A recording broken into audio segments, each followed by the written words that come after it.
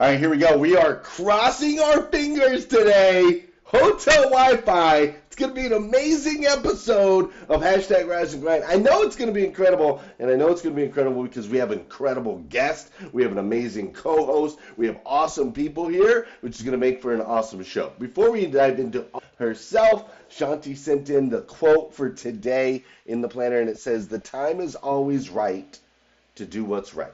The time is always right to do what's right. And amen to that, right? Amen to that. Woke up this morning, grabbed my planner, did my gratitude and goals, came across that quote, and thought there is so much truth behind the now. So much. The time is always right to do what's right.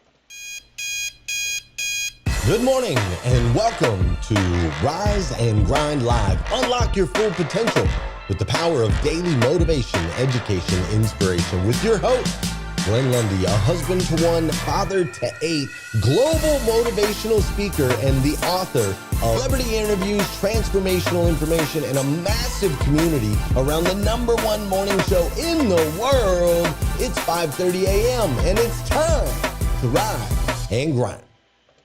Hey, good morning, good morning, good morning. How are you, my friend? How are you, my friend? And what's crazy is today is the very first and the very last time it'll ever be Friday, January 26, 2024. So I want to make sure we make the absolute most. And I do now. I was not supposed to be in Charlotte, North Carolina, but this is where I am. I was traveling yesterday, and my flight to Myrtle Beach got canceled. So they put me in 10 o'clock last night, I guess, spent the last few hours, and then I will head out for the rest of my destination. So I apologize in advance if my breath's deodorant. I don't have anything, but I am grateful to have a roof over my head, and I'm glad that the planes are being great news, though. With me is the amazing Heather Parody. Now, she's not with me like in the hotel with me, in Charlotte with me, but she's with me. You know, I was thinking, I was like, wouldn't it be wild to be the person in the room next to Glenn Lundy when he's hosting the show? Like, because you don't care where you're at. Like, you don't care. You're like, good morning, people are asleep. I don't care. It's wild. I have a question, though. What about Leslie? So she got out early. She got home smooth. She's with the babies. Everything's good there. I, on the other hand, had a little bit later flights, and that's the thing about with the airline. Charlotte is the worst. Charlotte is becoming that place. It used to be my favorite airport, but hey, you know, they put me up in a hotel. They treated me great, which I appreciate. But we do need to, I got everybody. So Jules Weldon and Stacey Pierce are here with us today. They are innovators. They are entrepreneurs. They have an incredible story of some things they've gone through, especially over the last couple of years. They have an incredible product, which me having 8 kids, Heather, I'm thinking that this product is going to be a must-have because we're always trying to figure out how we get all the gear for all. You know what we got to do on the show, right? I know it. You know, we got. You tried it yesterday. Was it yesterday? Wake up. Yeah. What? How do I do that? Teach me how to do that. What am I doing? It's called the dab. You just gotta. I don't know how I necessarily feel about that. But hey, ladies and gentlemen, for those of you that know, and those of you that don't know, this is the part of the show where we need you to hit that share button. That's right, we need that. And sometimes all it takes to change the way somebody starts their day is for you, yes, you, to hit that share button. This is also the part of the UC that West Storm is in the building. Debbie Galley-Waba is up here as well. Paul Collins, Tosh Queen, Michelle Gravely is in the building this morning. Bella Rigby, what's up, Mary? I'm glad you're here. Gail Beecraft in the building. Mike Overfelt up in here. Eldon Smith is in the building as well. Carrie Lynn Carter, West Storm, Paula Collins, John Paul Jr., Cheryl Brody, up there. Russell Hill, Jordan Davis. Oh my goodness. You guys are amazing. Thank you so much for being here. I hope you have an incredible day. I'm excited to introduce these amazing folks to you before I bring them in. I think there's a lot of things that get in the way of people being innovative. We can both kind of answer this, but I think for me, one of them is just knowing what are the next steps to take. Fear is a really big thing that gets in the way of people trying to innovate. Like, am I smart enough for this? Do I have the right connections for this? Is this going to cost me more money than I have? I think funding is another really big in this to where it is. People don't understand that. So when they find out our price point, you know, it's not a cheap product, but it's the amount of resources that it's taken to build this and come up with something that's literally never been done before, like the Wanderer, where we see why the majority of people don't take their product to market, because it's hard. Yeah, so we actually have 2 podcasts. The one that we do currently is called Do It in Nature, and that's focused on the outdoors. So we interview, you know, medalists. We've kind of interviewed the gamut. It's a really cool show, and we've met some awesome people. So for our other podcast, GSD Entrepreneur, it was a platform to have, Jules started it, and I actually came in later to be a co-host. It's not that we excluded the men by any means. It just kind of gravitated to the women entrepreneurs. And during COVID, once COVID hit, we knew that we needed to do something for our network. We had that show for 4 years, and we started a platform where all those women were invited to show up and just be able to put out what their problems were, what they were working on, because a lot of them were entrepreneurs, and now all of a sudden they were teachers. You know, they had their children at home, and so they were trying to grow their business and work with their children, and just trying to figure out and help them navigate. Not Jules and I, but so we have a side hustle that was our full-time gig, but it's become a side hustle where we provide business coaching for small businesses, strictly for the decision makers of the business, so and other entrepreneurs, and helping them grow. Ladies, is there anything that you don't do? Is there anything that you don't do? Because you guys are incredible. It is amazing all the things. Having us. We're honored. Thank you for pulling us out of the sheets this morning. We're excited to be And again, to clarify for all the podcast listeners out there, we are in different locations all around the United States of America. Heather's not here in the hotel. Jules is not. I got 8 kids, right? I got 8 babies. I'm carrying stuff around all the time. It's crazy. Like, it's nuts. Just to go to a soccer game, go to a softball game, about how this is going to change my life. Where do I go get one? How much does it cost? Like, I'm in. I am your target market. I'm a buyer. Tell me about it.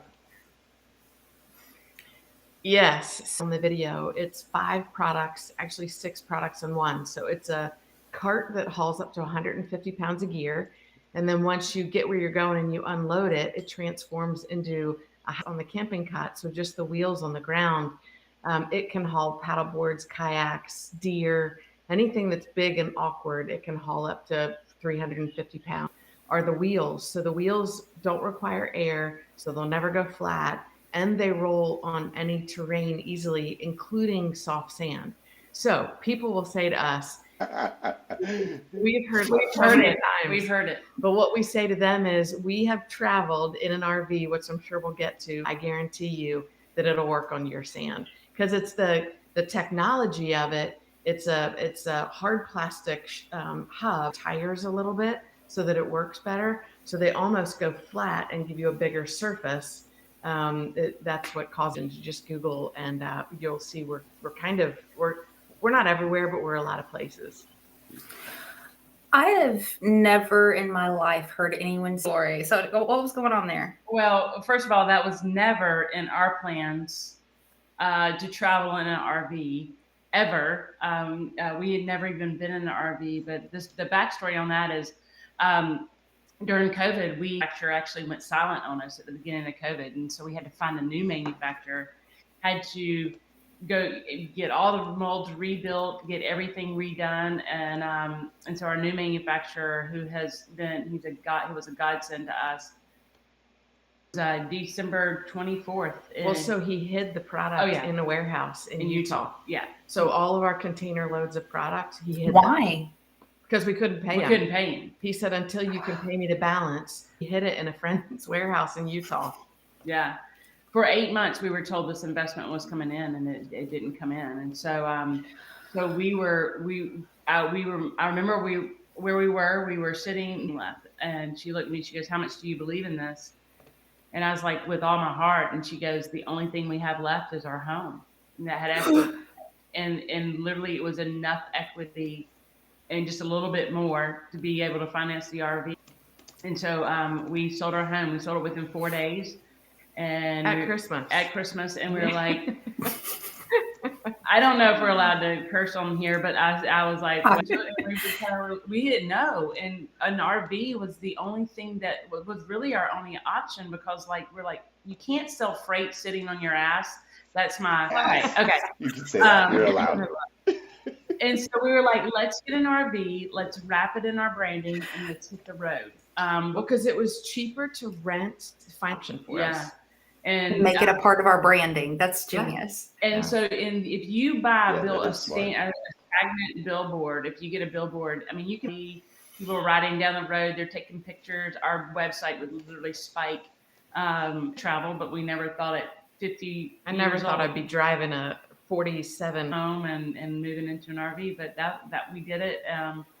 And it was real quick, if you don't mind, talk to me about this amazing product that I need to learn so much more about, and I'm excited to buy one for my wife. Like, you guys launched this in 2019, is that right? Correct. So what were we doing before 2000 hit the road, do all of these things? In 2019, I'm assuming you guys were in your early 20s, probably, right? Early 20s, right around there? Yeah, somewhere right around there. And so I'm just curious, what were you doing before and what sparked? Started a bakery that now has been in existence for over 50 years. My brother has taken it over up in Philadelphia. But so I grew up kind of with that mentality. But in 1998, off the beach with 3 kids, and she was miserable, trying to wrangle all the stuff, all the kids, they were all hot. And so literally my parents, for sure, but my parents went up and napkin sketched, kind of the typical, like the American dream, right? And they napkin sketched out this lounger that if you flipped it up before Google. And so in fast forward 12 years, I was working for PricewaterhouseCoopers as a business. Some of your listeners can relate to that. And so 1:30 in the morning, where all good ideas happen and when all like terrifying thoughts happen, right? Yesterday, I called him up that next morning and I said, hey, Dad, what would you think about me trying to take your product to market? You can have everything. So oh my gosh. Yeah. So he assigned the patent over to me and basically said, any way that I can help, happen to be a manufacturer in North Carolina. And so we pitched the idea. It was just a concept. We pitched the idea to them. They liked it. So company. Wow. And so we were like, well, okay, that seems like a match made in heaven. Until 6 months went in, long story short, I ended up walking away from my own company. And that's a whole podcast in itself. But it was a greenhouse of learning for me. And I'll forever be thankful to those guys, but would never want to be connected. It was the death of a dream. And so it was one of the hardest times in my life. And so I just went and worked at the shrimp, 6 figures, taking my product, my parents' product, my newly redesigned product to market, to Sling and Shrimp. We're working for minimum wage. Wow. But it was, we always say that I got tired of her smelling like shrimp coming home. But and there's only I mean, obviously it's needed to heal, and I knew that, and I actually had a job. My background's occupational therapy, and I was actually in the medical tech space. Back up, we always say that give someone 6 months to show they're crazy, and we believe that. And if you start seeing the yellow flags, we always say in the United States, you'll never see a yellow light turn along the way, but give people 6 months to show anything in a relationship, business, whatever. And if you go back, and if Jules goes back, she could probably pinpoint it's probably right at 6 months where the crazy started coming out. And after that, we, because my background was, I had been on the ground floor of 9 startups. And then with Jules Consulting, that's when we opened up. We just started, our friends started hiring us, and then it kind of spread from that. And then, so we've helped mostly female entrepreneurs, over 100, a medium-sized business. Anybody else can take the larger businesses, but we work on the ground floor and up. And yeah, so we started that. We like, yeah. Here's laughing. Oh. Our tagline is, we help you eat your elephant with a dash of salt, one bite at a time. So awesome. We wanted fun. We also bought a boat so we could take our clients out on the. Anyway, but in 2017, we looked at each other and we were like, this idea of this transforming concept hasn't died. I mean, we quickly, you have an innovative idea, but nobody had done anything with it. And so we said, what if we pick it up one more time, third time's a charm. And if it doesn't work this time, then we'll walk away and say it's not meant to be. Kickstarter by the skin of our, what is that? Teeth. We thought we were going to raise millions on Kickstarter, which that's another whole podcast in itself. But we officially launched selling our product in 2021, in July of 2021. And it is a story of nothing more than grit, persistence, and resilience. We are where we are because we've not given up. And when you say we are where we are, how are things going right now? How are sales? How's the business? How's it looking? Week or two. So we are, we're like with bated breath waiting for this to close. Once it closes, it's a game changer, and you'll literally see us everywhere once again. And it's been another really hard season of mine and Stacey's life, and just saying again, how much do we believe in this? And is to create a platform of influence, and we believe OME Gear is the means to that end. We've invested in a lot of male entrepreneurs as well, but particularly female, because we don't have to tell you the stats. Everybody knows them now, that it is very difficult for women we have a lot of taglines, you can tell, but one of them for us with our passion is we want to fill in the potholes with rocks so that people, entrepreneurs, inventors, dreamers like us coming behind. What's it called? It's a Richard Rohr book. It's the two halves of life or something like that. And it's going through the hero's journey right now and kind of mirroring how our life goes on his adventure and all the hardships that come with that, and kind of expecting it. And, when we hear this really touching story, if really sexy sounding stuff, like, wow, that's awesome. That's an adventure. That's a really, really cool life. And then coupling that with your honesty. And I'm so grateful that y'all are honest about how hard and difficult through that, because sometimes you need to take a sign and be like, yo, this isn't working. We need to pivot. We need to shift. But the conviction that you guys speak with of first that we need to shift a pivot versus you need to hold your ground and dig in. Great question. We get signs every single day. We're believers, and we get signs every single day. This is where we look like Noah building the ark, and people are like, y'all are crazy. What are you doing? Stop what you're doing. Go get jobs. And we're like, we can't. We will be disobedient. This is just where we are. I mean, moving out of our house into a 250 square foot RV that was not ours. I mean, I'm a nester. I mean, we had to take things out and put things in so I could just be comfortable. But the signs say right now, you're right where you need to be. There's nothing. We have applied for jobs, but I've applied for 10 plus jobs that I am overqualified for and can't get a job. Just even a part-time hustle.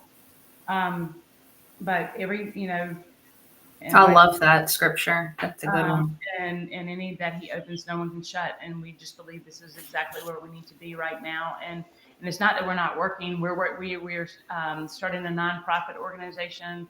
We're doing a summit in California. So we are still working every single day in the business. One of the things we say is with each other, and this is a lot of marriages and a lot of relationships would not have made it as far as we have. But in our relationship, our joy, we're not giving up on it. You guys are absolutely incredible. I love that. I love the passion. I love the heart. I love the belief into the future. I think out of all the guests that we've had, this has been like the most real, right? Authentic. Real talk. And being in the heat of the journey. And there's a book. I have a friend. My friend, her name is Sharon Lecter. I'm not sure if you've heard of that book. No, but it's on my list now. Thank you. Okay. Yes. That's what. As soon as you were talking, I thought they are just 3 feet from gold right now. They are 3 feet. He's right on the edge and he gets frustrated and he gives up and he sells all his stuff. And then that guy goes and does actually some more research and puts in some more work. And it turns out, there's all kinds of stories of entrepreneurship and people that didn't give up and the people that did give up, right? And it tells it, and then the triumphs that we get to experience when we persevere against all odds. You guys are bringing car dealerships all over North America. What we built, no one else does. There's always been sales training, finance training. But nobody trains the owner of a dealership, right? And so we bring something new to the market, and there's not a whole, societal agreement to band behind and really push and support. Like, all the weight is on both of your shoulders. Would you share with us pushing all of this has created, since you haven't had societal agreement, but ultimately you've been creating a new market? What are maybe one or two of the lessons that specific experience has brought to you that you could share? Can you share one or two lessons from that specifically? Good question. I have to come back to what Heather said about the hero's journey. Nobody wants to watch a movie that's all terrible or all good. Yeah. Right? Yeah. And so you get to write your own story. You as a listener and we are making choices, whether it's an interesting story or it's a same old status quo life, right? And so Stace and I, in our vows times, that adventure is the most terrifying thing that we could ever choose to do. And we're literally standing on the edge of the cliff, and people are telling us to jump. Exhilarating thrill that we have as we're jumping, knowing that very few other people would choose to do this, is the story. I mean, that's it. And so, like, we've gotten into retailers, like you'll see us in Camping World and Home Depot, in Tractor Supply. I mean, so it's like this is not a story of like, we've persevered and it's been hard, the whole innovation words. And so because of those things, it is like Heather said, the highs and the lows, and the highs are really high and the lows feel like they could crush you. Mm-hmm. But if you can hold on, sometimes by like we are right now, where we're like, man, it's been hard in this waiting for the funding, but we know it's coming. And when it comes, that all of a sudden choose how you tell it.